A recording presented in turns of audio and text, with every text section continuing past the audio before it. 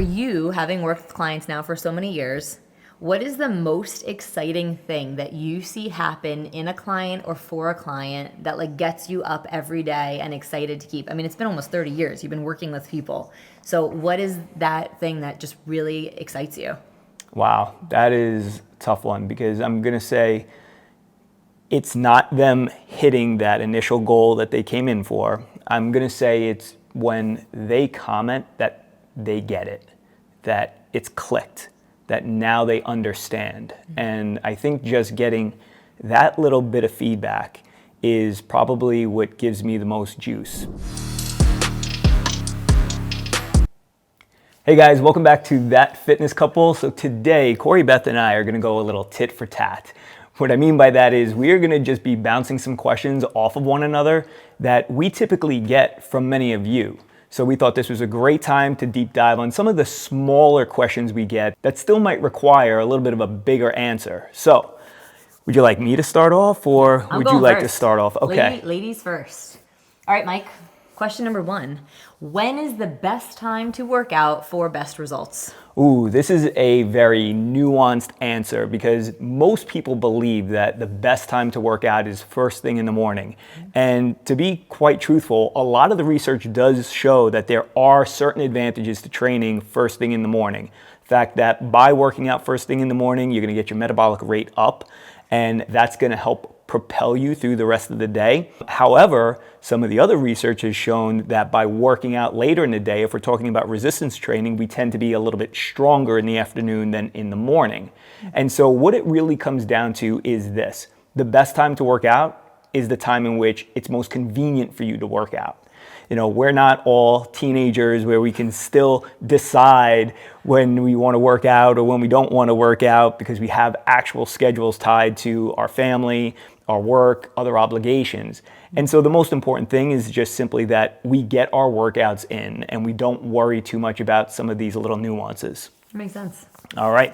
Well, now it's my turn. All right. So Corrie-Beth, I'm going to ask you that for women in particular, why is bloating such a problem? Oh, wow. Well, story of my life, bloated my entire life. And it's funny, most women come bloated. Most of them are having this issue. So I'm going to divide this into 2 categories. The first is nutrition. So nutritionally, as women, we tend to be bloated because of what we eat, but because we love such a variety of things like sushi, which has like 18 food groups in it, right? You got your fish and your rice and your sauce and like the greens and everything else. And then the fried stuff, if you're having, you know, spicy shrimp, crunchy shrimp, it really is hard sometimes to pinpoint. So I would say first and foremost, it definitely is a nutritional question. For me personally, getting over the bloating was cutting out the wheat. And, you know, I just want to really hone in on the fact that wheat is not bad. Wheat in America is treated and therefore bad. And so I think it's important to understand that what happens to wheat is we have big farms and we want all the wheat to be ready for harvest at the same time, and nature doesn't always work on a business schedule. So we'll spray that wheat with glyphosate, which is basically Roundup. And so we now have chemicals leaching into our food, and that is what causes inflammation and bloating. And then you also have the whole category of greens, which never in a million years would I have ever thought that my healthy salads and green juice shakes every day would have been the cause of my bloat. But removing those from my diet for 30 days really showed me that that was causing a tremendous amount of bloat. So I'm going to say your white sugars, your white flours, sorry guys, your leafy greens, you know, it's Maybe all that fiber isn't so great for you, huh? It's too much fiber. And you know what? I saw this and it made so much sense. When we're constipated, like we can't go regularly, we think add fiber. But the problem is adding fiber is like adding more cars into an already jammed traffic jam. And so it doesn't actually make for more movement. It just adds more bulk in, and it's not necessarily helpful in any way, shape, or form. The second thing I would say is it could be stress. You know, some people get stressed out. They experience hormonal fluctuations, so it could be for that reason. But I would definitely say that that's secondary to the nutritional reason. And also in nutrition, I just want to put in sugar alcohols, stevias, like all those things. Like I can tell you right now what happens when I eat a protein bar and I don't read the ingredients. And I'm like, Mike, I'm bloated. We go back and there's sugar alcohols totally filled in that bar. Amazing. I mean, I know that was my personal experience around the protein bars, and that was the first thing that I noticed as soon as I got rid of them, is that no longer was I feeling bloated or any stomach discomfort shortly after eating it. And it's just funny how we tend to normalize all these things. We normalize those feelings, and yet it's only when we finally get to the point where we completely eliminate it and then bring it back in that all of a sudden the light bulb goes off and we realize, oh my gosh, it's been my diet this whole time. Yeah, 30 something years of my life, red meat, I don't know how good that is for you. And then eating it for 30 days, the rock in my stomach finally went away. And I was like, wow, there's something to this. So I stopped making fun of him, got on board. It was great. All right, question number 2. Mike, how much exercise must you do before you really start seeing results? Oh, this is a great question, because people like to tie a specific amount of exercise to when they're going to see their arms change, when they're going to start seeing their stomach shrinking. And the truth of the matter is that you actually start experiencing the results of your exercise from the very first workout that you do. Wow. And I say this because oftentimes when we start seeing new clients in our studios, this is one of the questions that people bring up is, well, when am I going to start noticing XYZ? And it's interesting because those same people, within 1 to 2 weeks later, they're like, could it be that I'm actually starting to get results already? And it's like, yeah, it absolutely is possible. Now, not that we're going to change overnight, but there, with some degree of consistency with our workouts, we're going to see more and better results. The fact of the matter is that 1 plus 0 is 1. So if you do one workout, it's going to stimulate some results. So even if you did nothing right after that, you're still going to produce something. It's encouraging. And so, not that we want to do 1 plus 0, obviously we want to do 1 plus 1 plus 1 plus 1 plus 1 and so on and so forth and compound our results. But the fact of the matter is that so many people will say, 1 workout's not enough. You're not going to get enough done with 1 workout a week or 2 workouts a week. And this is where I have to shoot that down immediately, because if 1 workout doesn't produce a result, then how will 2? It's a mathematical equation, and the workout itself is nothing more than a stimulus. So, to answer the question fully, you do not need to do a certain amount of exercise to start seeing results. You just need to start exercising. That's good. I like that. All right, let's move on to you. Ooh, this is a big one. So, how can someone stop stress eating?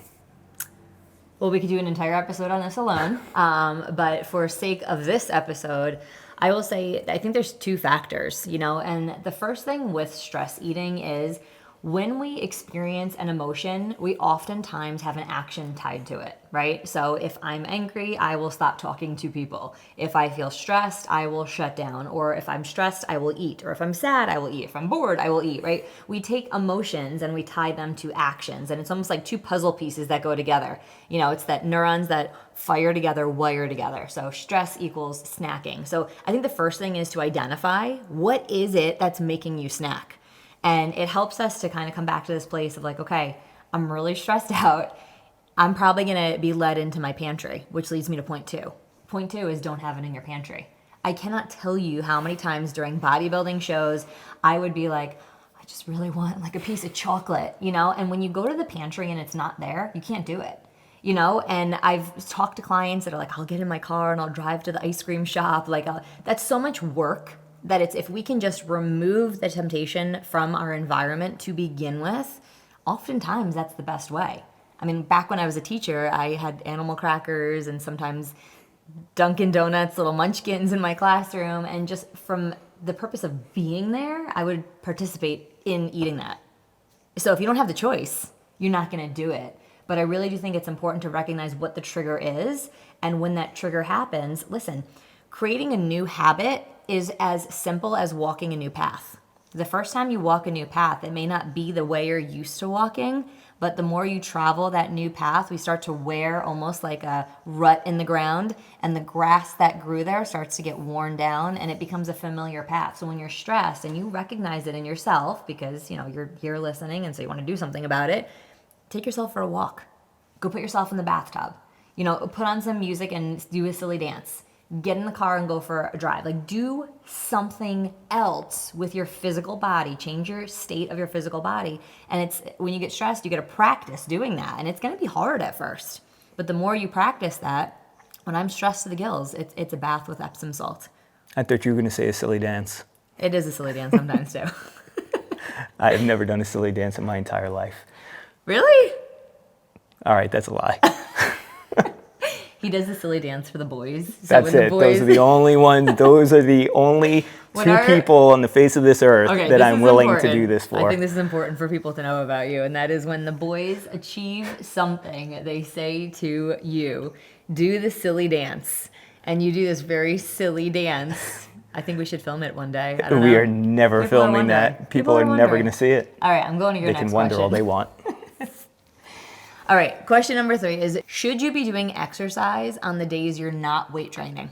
Oh, this is a good one because, we are such proponents of just focusing on resistance training as the primary form of exercise that quite frequently, especially somebody new, will ask, shouldn't I be doing something on those off days? And so much of that is just because we've been conditioned to believe that we're supposed to be exercising every single day. And if we're not doing something, then we're not moving closer to our goal.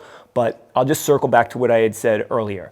Your workout is nothing more than a stimulus. It provides the reason for your body to get stronger and to develop. So I think the answer to this really depends a lot upon people's goals or the reason why they're exercising. So if your objective is just simply, I want to be more fit and I want to lose body fat, do you need to exercise every day? Absolutely not. If your primary goal is, I want to be stronger, do you need to exercise every day? No, you do not. You just need to do those few resistance training workouts per week that's going to provide that stimulus. However, if you're the person whose main reason for exercising is for your mental health, that you just feel like this is my form of stress relief, then there is nothing wrong with, on the days that you're not doing your resistance training, that you are doing some type of activity. Does it need to be a workout that's designed to provide some stimulus to get the next result? No, it doesn't. It just needs to be activity that keeps your body moving, that keeps your brain feeling fresh and makes your body feel really good. So it's not a necessity, but I would also never discourage somebody from doing something on the days that they're not resistance training. That's good. It's encouraging because I hate cardio, so yay. It makes it very helpful for us. All right, so for you, Corrie-Beth, I think you're going to love this question. How much does gut health affect your thinking? Ooh, I love this one so much. Well, that is actually the reason I'm sitting here, because when I was a teacher and I saw what my students were eating and then their inability to pay attention, focus, or think clearly, light bulbs started going off, and that was really what began my own health journey. And so it has a lot to do with your ability to think. So I just want to position it this way. Our gut is our hormone production center. In fact, 90% of your body's serotonin, which is that feel-good hormone, is created in your gut. So when we put white flour, white sugar, sugar alcohols, and lots of leafy greens down in our belly, and our belly has to get inflamed and work hard, and it's things that honestly were not designed for us to consume or digest as human beings. It's gonna gunk up your ability to think, because between your gut and your brain, it's your gut-brain axis or your vagus nerve or your immune system, right? There's this connection between, and there's actually 8 pathways that are constantly transmitting information from the gut to the brain, from the brain to the gut. It's like a super California highway of information. And if we put things in our gut that create inflammation, it immediately impacts the body's ability to produce and send hormones or messenger chemicals to our brain. And so you'll notice on Thanksgiving, on Christmas, on Hanukkah, you're eating things that maybe you don't often put in your body. All of a sudden you're like, gosh, I'm so tired, I'm so fatigued, or I feel cloudy. It's why people, when they start pulling a lot of the processed stuff out of their diet, they're like, I have this mental clarity and I feel like I could think better and my brain fog is going away. So your gut health has everything to do with your brain's ability to think. And the last thing I'll throw in is having a very good friend who's worked in the therapy world for a long time. She has been recently fascinated how there was so much focus on treating the brain for therapy, and what they're realizing is it has to do more with what's going on in the gut. And so that was, I mean, I could go a million places there, but I will stop at that answer. It has everything to do with the way your brain can function. That's a great answer.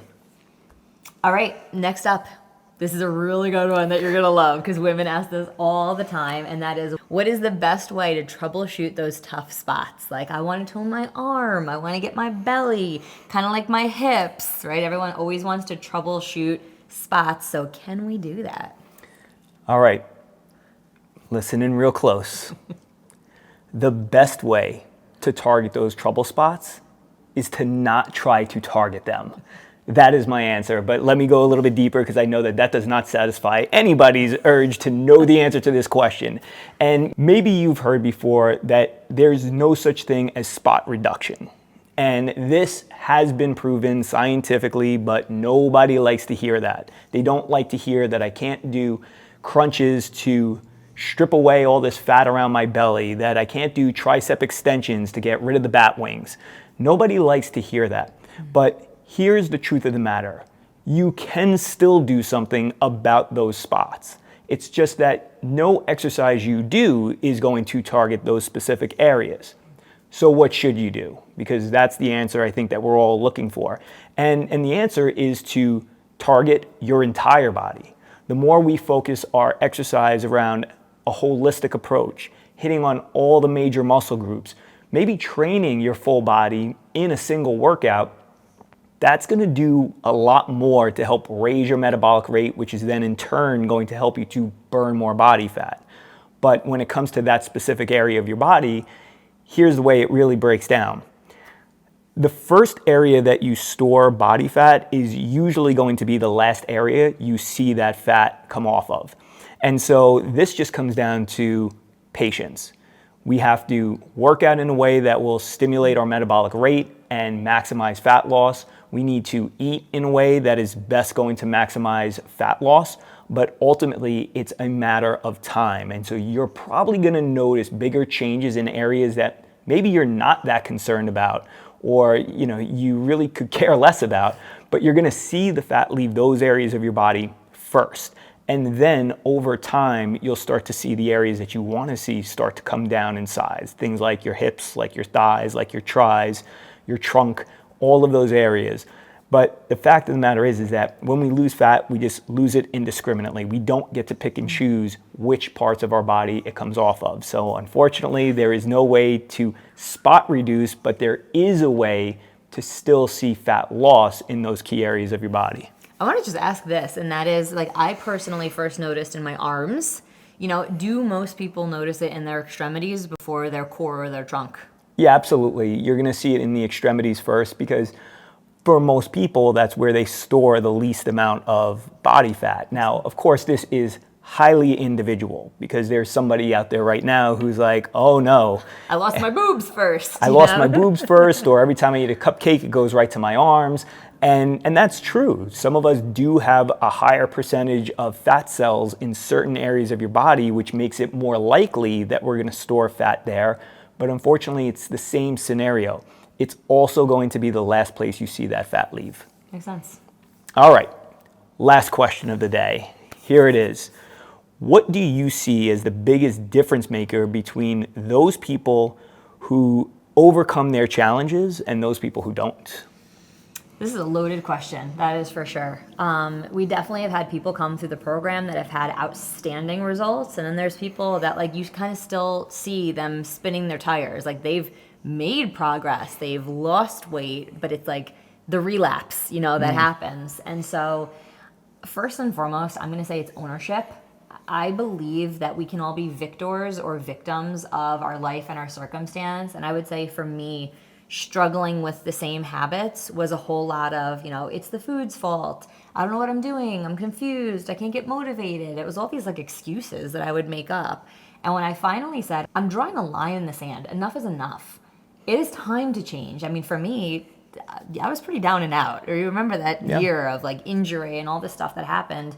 And I do really believe it happened for me. And I think when people can say like, okay, how is this happening for me? We can take ownership and be like, yeah, I made that choice. I made that decision. I can change that choice. I can change that decision.